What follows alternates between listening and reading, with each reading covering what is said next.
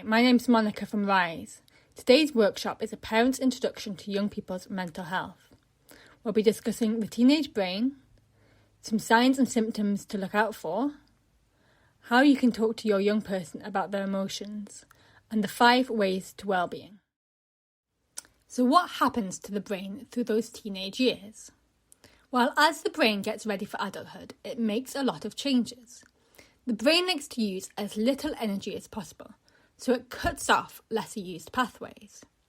An example of this would be if you had a hobby, say gardening, the brain is going to keep and make stronger the pathways for picking flowers, recognising Latin plant names, noticing the difference in colours or petal shapes, but it may get rid of the pathways it's not using, like how to play guitar.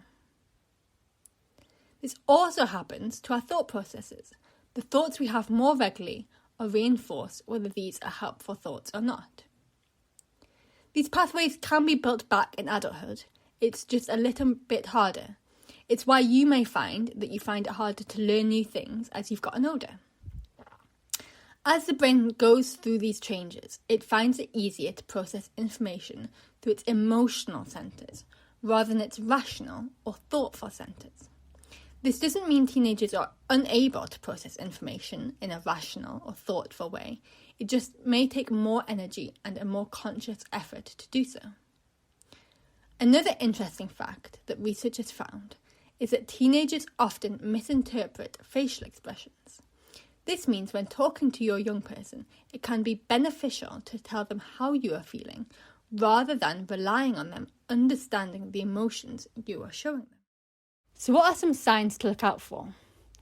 If your young person is no longer interested in things that used to interest them, that might be a sign that something's wrong. This isn't the same as them losing those childhood interests and gaining newer interests or different interests. This is more if your young person stops being interested in those things that they used to enjoy and isn't replacing them with new hobbies. You may notice that your young person is withdrawing socially. You may notice changes in appetite as either they're eating more or eating less. You may notice that they have low motivation, or you may notice some behaviour changes. And this can look in lots of different ways. So, for example, they might be more aggressive, but they also might be more subdued than usual. So how can you talk to your young person about their emotions? The first thing that you want to do is validate their feelings. I can see that you're feeling upset.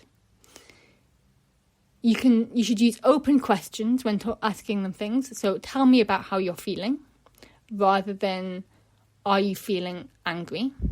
Because those open questions encourage the young person to speak in full sentences and to explain rather than just saying yes or no. Be non-judgmental about their emotions and why they're feeling them. Point out positive or resilient moments in their day. So, for example, if you see them doing something great, or if you saw that they overcame a challenge, then you can point that out to them. And help them find ways to cope with their feelings that work for them. Everybody is different with how they cope with their emotions. So finding ways that cope for your individual young person is really beneficial for them. So researchers have found that there are 5 ways to well-being. This is connect, be active, take notice, keep learning, and giving. I'm going to go through some ideas of how you can encourage your young person to take part in each of these 5 ways. But as we go along, see if you can think of ones that are not discussed here.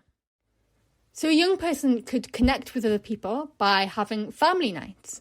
So this could be family dinners, this could be movie nights, this could be game nights. Just something that brings you all together, that is regularly scheduled, so that you can connect as a family. You could encourage your young person to spend time with their friends or to join a group, like a social group or a hobby group. And you could encourage them to make phone calls or write letters to people who might live a little bit further away, like grandparents, relatives, or friends. How can your young person be more active? Well, the key is to find a sport that your young person enjoys, and this is going to be different for everyone. There's no point in trying to make a young person run if they hate running. We want to find something that they genuinely enjoy doing so they can become motivated to do it by themselves. You could encourage your young person to walk or cycle to school. And you could put on their favourite music and have a dance party at home. So how can we take more notice? Well, this is all about being in the present moment or noticing the good things that are going on around you. So if you can find a hobby that is quite mindful, or where you'd be quite in the moment doing, like baking, knitting, journaling or drawing that your young person enjoys, this can be a great start. They could write down 3 things they're grateful for, or you could use those family dinners that we talked about in Ways to Connect as a chance to reflect on the day, what's gone well, what's been a little bit tricky. Ways to keep learning. Discuss what they've done at school for the day. This is a great way of sparking that interest even outside of the school hours. Go to a museum or an art gallery. Encourage their interests, especially if these are interests that they may not learn about at school. Get them to read a book and to talk to your young person about what they're reading. Ways to give. Challenge your family to come up with as many acts of kindness as you can, and then see how many you can do. Encourage your young person to volunteer, and involve your young people in any gift giving that's going on in the family, for example, for birthdays or Christmas. So where can you turn to if you're concerned about your young person's mental health? Well, in the first instance, you can talk to your GP, your child's GP, about your concerns, and they can help you find the right support for them.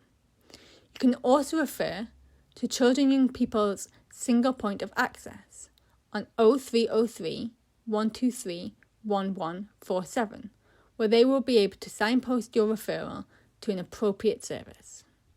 You could discuss your concerns with your child's school and see if there's anything that you can do together between school and home to support your young person. You can direct your young person to Kooth.com, where they can speak to online counsellors, read articles and take part in discussion forums. And you could visit rise.childrensociety.org.uk for more resources and advice.